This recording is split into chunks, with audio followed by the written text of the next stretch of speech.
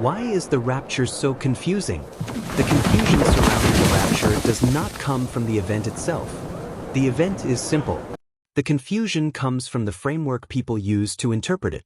When the wrong framework is applied, even clear verses become tangled.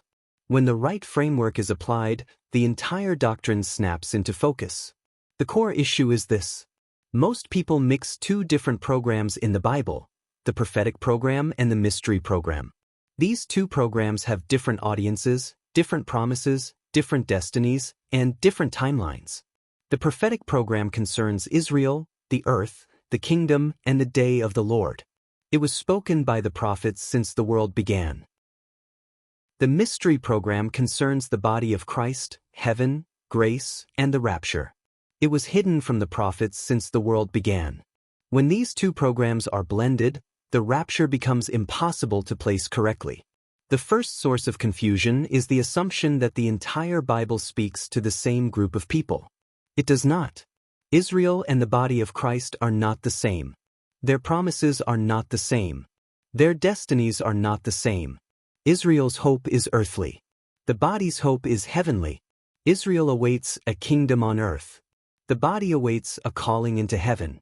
Israel's timeline includes the tribulation. The body's timeline does not. When these distinctions are ignored, the rapture gets dragged into the wrong timeline. The second source of confusion is the belief that the rapture appears in the Gospels. It does not. The Gospels operate inside the prophetic program. They speak to Israel under the law, awaiting the kingdom. The rapture belongs to the mystery revealed to Paul. It cannot appear in a program where it was still hidden. The third source of confusion is the assumption that the church began in Acts 2. If that were true, the church would be born inside Israel's prophetic timeline.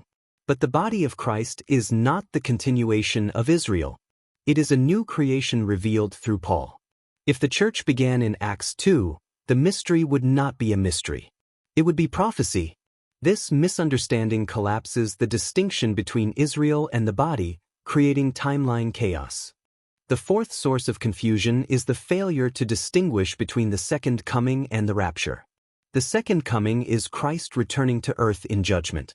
The rapture is Christ calling the body to heaven in rescue. One is visible. One is not. One is for Israel. One is for the body.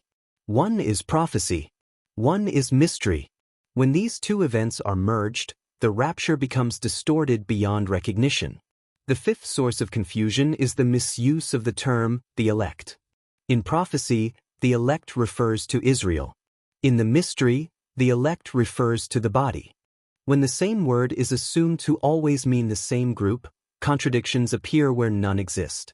The sixth source of confusion is reading Paul through Peter instead of reading Peter through Paul.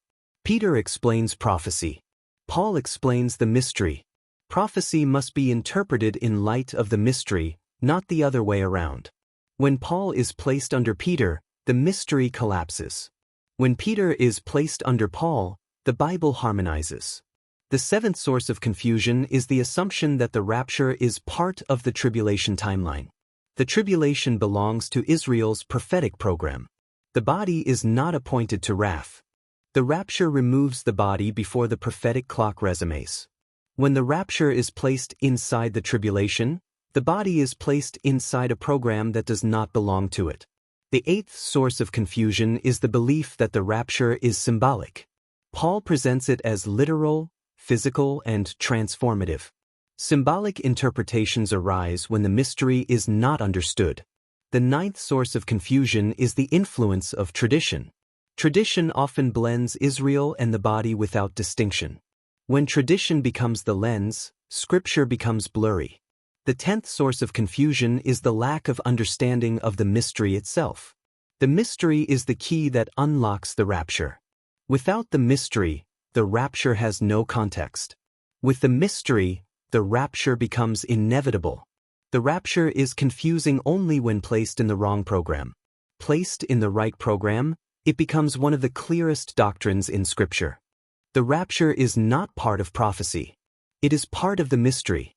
Prophecy deals with Israel's earthly future. The mystery deals with the body's heavenly future. Prophecy speaks of judgment. The mystery speaks of rescue. Prophecy speaks of the kingdom. The mystery speaks of the body. Prophecy speaks of signs. The mystery speaks of faith. Prophecy speaks of the day of the Lord. The mystery speaks of the blessed hope.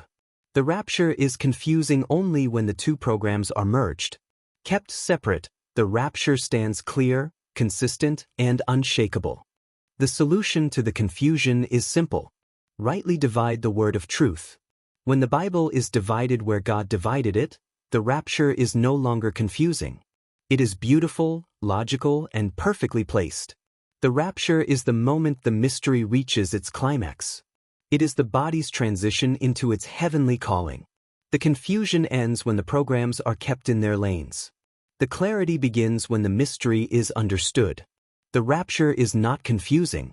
The mixing of programs is. The Bible is not unclear. The frameworks people use are. The rapture is not hidden. It is simply misplaced by those who do not recognize the mystery. The rapture is the blessed hope of the body of Christ.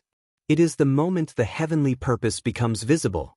The confusion ends when the distinction is honored. Israel has prophecy. The body has the mystery. And the rapture belongs to the mystery. Thanks for watching today's teaching. If this helped bring clarity, peace, or understanding, I'd love to hear from you. Drop a comment below. And if you haven't already, please like the video, subscribe to the channel, and tap the bell so you don't miss the next episode. Grace and peace until we meet again.